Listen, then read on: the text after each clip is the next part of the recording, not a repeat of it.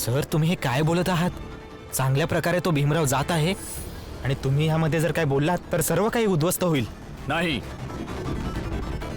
आता काही होऊ दे, मी खरं बोलेन.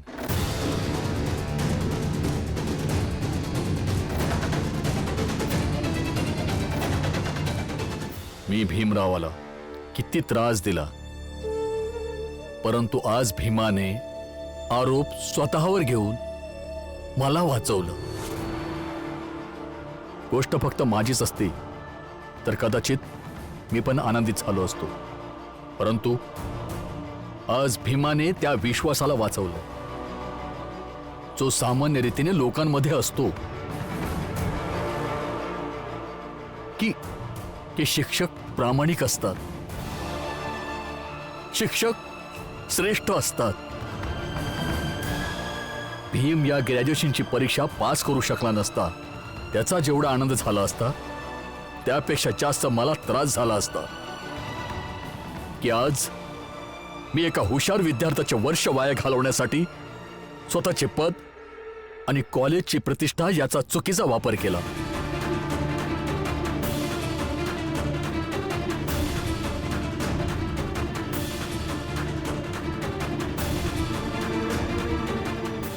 त्यामुळे गुन्हेगार मी आहे, मला घेऊन चला.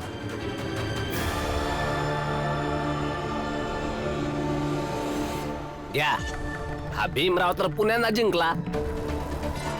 आता आता चला इथनं लवकर चला.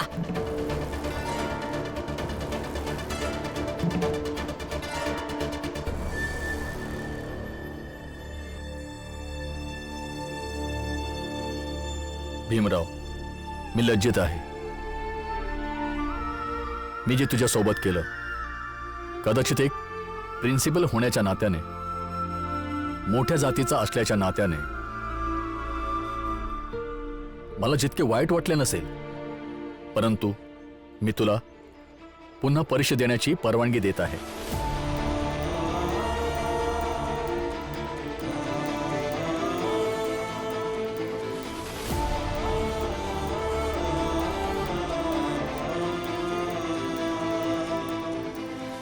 प्रिन्सिपल साहेब, हे हे चुकीचं करता तुम्ही.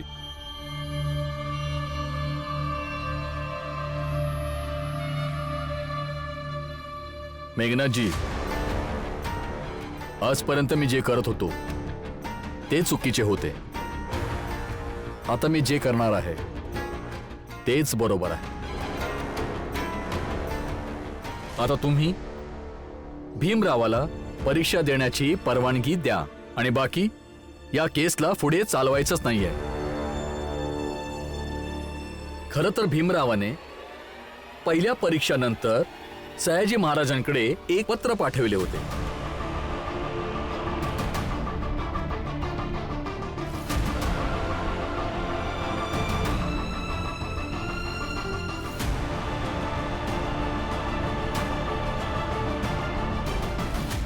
तुम्ही एवढ्या रात्री कोणाला चिठ्ठी लिहिताय? रमा, मेघनाथजी आणि त्यांच्या मुलांनी आज जे माझ्यासोबत केलं ते पुन्हा करू शकतील. माझे पुढचे 5 पेपर होईपर्यंत ते कोणत्या ना कोणत्या कारणाने मला परीक्षा देण्यापासून थांबवू शकतात. यावेळी तर मी परीक्षा देऊ शकलो, परंतु उद्या काय होईल मला माहित नाही. त्यामुळे मी सयाजी महाराजांना पत्र लिहितोय आणि या पत्रात मी लिहितोय की जर पुन्हा कधी अशी परिस्थिती आलीच तर, कोणत्या अडचणीत जर मी अडकलो तर त्यांनी माझी मदत करावी. आणि हो, तू देखील हे व्यवस्थित लक्षात ठेव. वय आणि मग त्या चिठ्ठीचं उत्तर आलं की अशा अडचणींच्या वेळी मी यांच्याकडे जाऊ. आणि म्हणूनच आम्हाला सांगितलं गेलं होतं की या प्रसंगाला कशा प्रकारे सोडवायचं. म्हणूनच तुम्ही लोकांनी काही वाटेल ते केलं तरी भीमरावाची परीक्षा थांबणार नव्हती.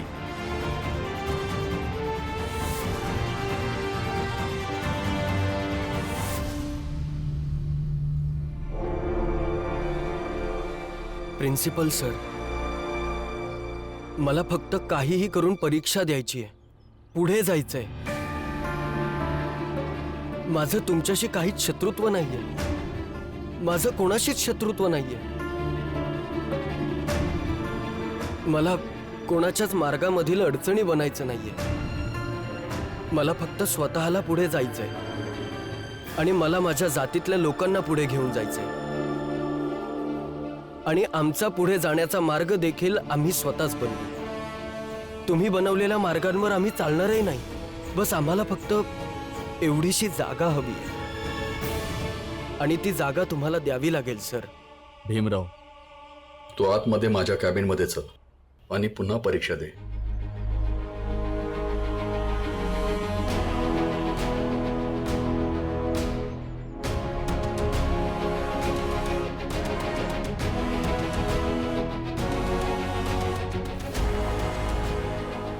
तुम्ही आतमध्ये या.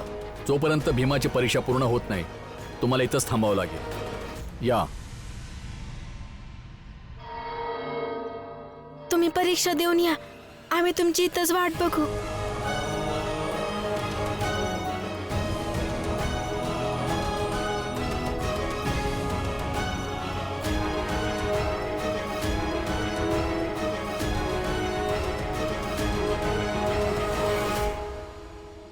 सर, तुमचे मनापासून आभार. तुम्ही अगदी वेळेवर येऊन आमची तुम्ही मदत केलीत. ठीक आहे, आता आम्ही निघतो. आता कोणतीही अडचण आली तर सयाजी महाराजांना पत्र लिहा.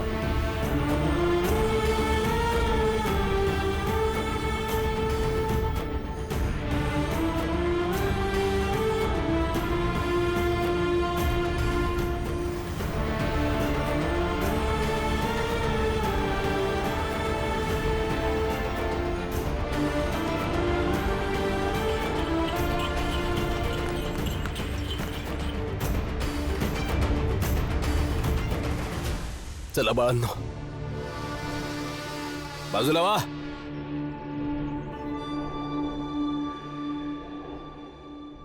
एक गोष्ट तर भीमरावकडून पण शिकली पाहिजे की लढाई जर तुमची आहे तर लांबपर्यंतचे धोरण तुम्हालाच बनवावे लागेल. त्यांनी मला सांगितलं होतं की प्रत्येक परिस्थितीला आपण आपल्या स्तराला सांभाळायचा प्रयत्न करू. आणि जर का नाही झालं तर शेवटी सयाजी महाराजांची मदत घेऊ, कारण त्यांना काही करून पूर्ण परीक्षा द्यायची होती.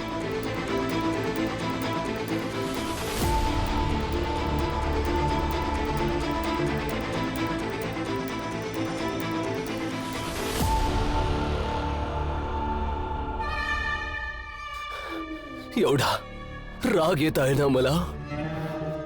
एवढा प्रयत्न केला, एवढी बुद्धी लावली, सर्व प्रकारचे प्रयत्न केले, परंतु सर्व वाया गेले. एका नंतर एक प्रत्येक पेपरची परीक्षा पूर्ण होत आहे आणि आपण प्रत्येक वेळी अयशस्वी. बाबा, एका विषयाची परीक्षा अजून शिल्लक आहे. एका नंतर एक एवढ्या विषयांची परीक्षा पूर्ण झाली, आपण काहीच नाही करू शकलो. अरे, एका विषयाच्या परीक्षांमध्ये ब्रह्मांड पलटणार आहे. परीक्षा शिल्लक आहे अजून. पलटावे लागेल बाबा, कारण जर का तो भीम पास झाला तर आपला खूप वाईट पराजय होईल. आणि ती ज्योतिबा फुलेंची संस्था भीमचं ग्रॅज्युएशन झाल्यावर उत्सव साजरा करणार आहे. आणि आता तो प्रिन्सिपल पण त्याची साथ देतोय.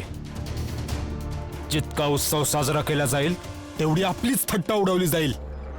होय, तर मग आपण करू तरी काय शकतो? प्रत्येक गोष्टीचा तोडगा आहे त्याच्याकडे. आपण काही आजचा विचार करतो आणि तो आधीपासूनच पुढचा विचार करून बसलेला असतो.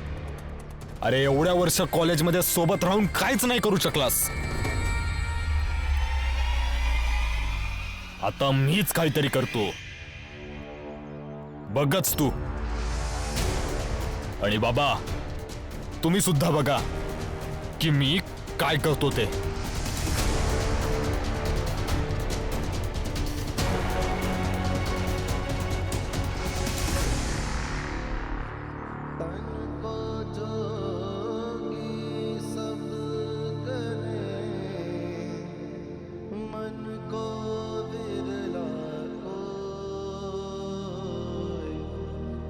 सब विधि सहजे पाए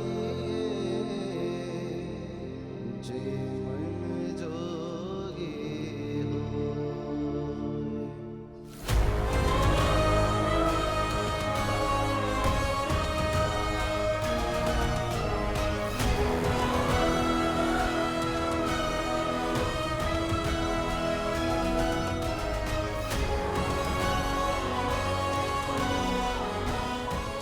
तुमचा मी खूप खूप आभारी आहे सर. तुमचे देखील आभार.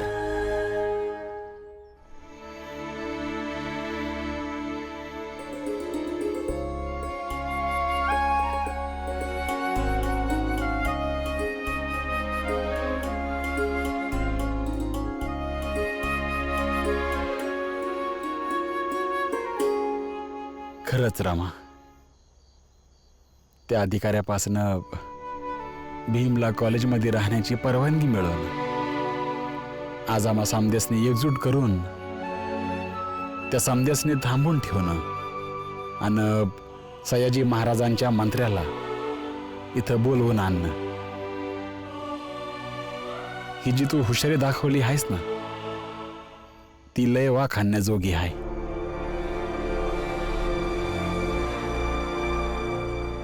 बघत राहा तू रामा, एक दिवस असा येईल की पुऱ्या जगात तू रमाबाई आंबेडकर नावानं ओळखली जाशील.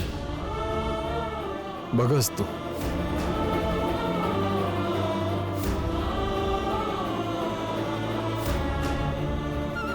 रमा, एका वेळेसाठी मला असं वाटलं का भीम ग्रॅज्युएशनची परीक्षा देऊ नाही शकणार,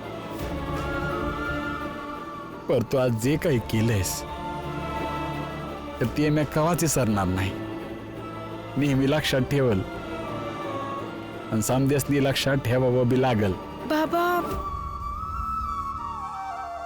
बरोबर बोलत आहेस दादा. आज ज्या प्रकारे तू परिस्थितीला हाताळलं, समद काही येळेवर केलंस, ते खरंच नाव जाण्यासारखं आहे. भीमभावला जी डिग्री मिळेल या परीक्षेनंतर, त्यात अर्ध श्रेय रमाला बी मिळायला हवं. ताई, बस झालं आता. एवढं पण कौतुक बरोबर नाही. नवरा आहेत ते माझे, त्यांची सुरक्षा करणं, त्यांच्या भलेसाठी काहीतरी करणं कर्तव्य आहे माझं. आणि मी फक्त तेवढंच केलंय. रमा,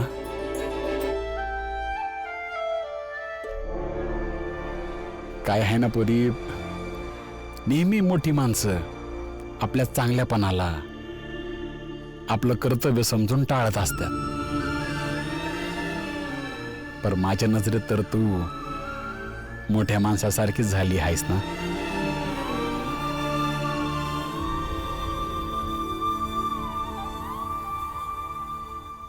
ऐका,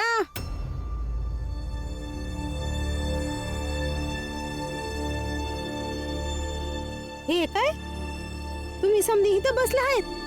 काय झालं? इथं बाहेर अंगणात करुणा आणि बाळाचं भांडण सुरू आहे. काय?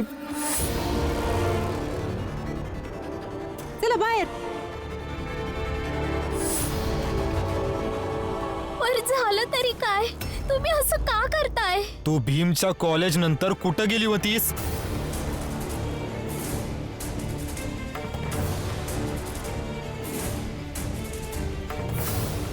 भीम भाऊच्या कॉलेज नंतर मी काम शोधायला गेले होते. खोटं खरं खरं सांग, नाहीतर मी तुझा जीव घेईन इथं. बाळा, काय झालं? तू सुनबाई संग असं का वागतो आहेस? बाबा, तुमच्यामधनं कोणी बी मध्ये बोलणार नाही. यो माझा मुद्दा आहे आणि यो मीच सोडवणार आहे.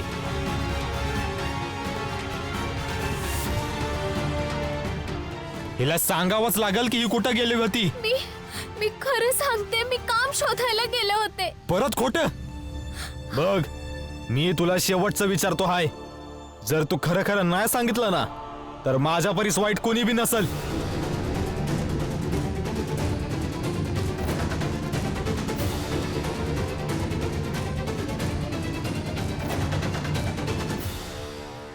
ही करुणा खरं तर बोलत हाय, पण बाळाच्या मनात जो मी शंकेचा किडा टाकला हाय, तो किडा त्याला करुणाच्या कुठल्याच बोलण्यावर विश्वास. बाळा, जर सुनबाई खरं नाही सांगत आहे तर मग तू सांग, ती कुठे गेली होती?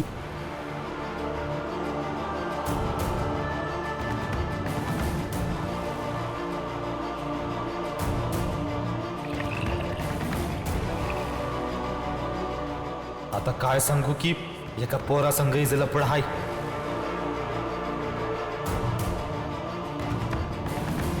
बाळा, इथं तुझं बोलणं कोणी नाही ऐकणार, त्यामुळं गप्प बस. बाळ दादा, जर वहिनी खोटं बोलत आहे तर तुम्ही सांगा, वहिनी कुठे गेल्या होत्या? अरे काय ना काय केलं असेल हिनं, तवा सर बाळा बोलतो हाय, आणि बाळा कधी खोटं नाही बोलत. बोल बाळा, अरे काहीतरी बोल, नेमकं झालंय काय? अरे बाळा, जर काही खरं खरं सांगत नसेल का कुठे गेली होती आणि तुला माहित आहे तर मग सांग की. अरे सांग समजस नाही. वय बाळा दादा, सांगा की वहिनी कुठे गेल्या होत्या? तुम्ही समधी लोकच विचारा हिला.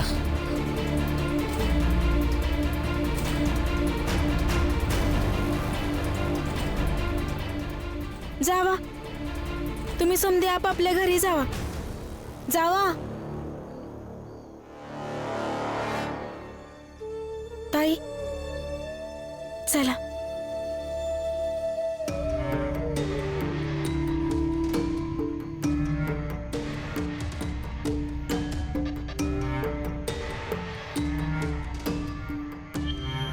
बोलले होते ना म्या, भीमच्या परीक्षेचा निकाल येता येता बाळा आणि करुणामध्ये एवढं भांडण लावेल का कोणाला माहीतच पडणार नाही. का भीमच्या पास होण्याचा आनंद साजरा करावा, का बाळा आणि करुणाचा वेगळं होण्याचा शोक. जर भीमच्या नापास होण्याचा शोक मी नाही साजरा केला तर शोक अपुरा. आता माझा जीव गेला तरी 72, पण उद्याची भीमची परीक्षा नाही होऊ देणार मी.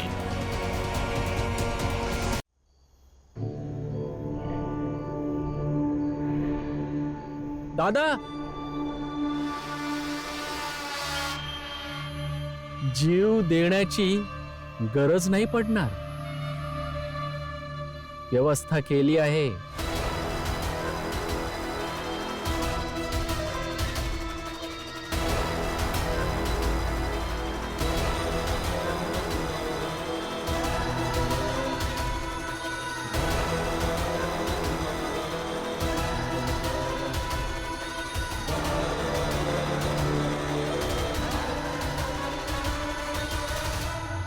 काय आहे हे? शिशुपालजी, जळून जाल. अहो दादा, रसायन आहे.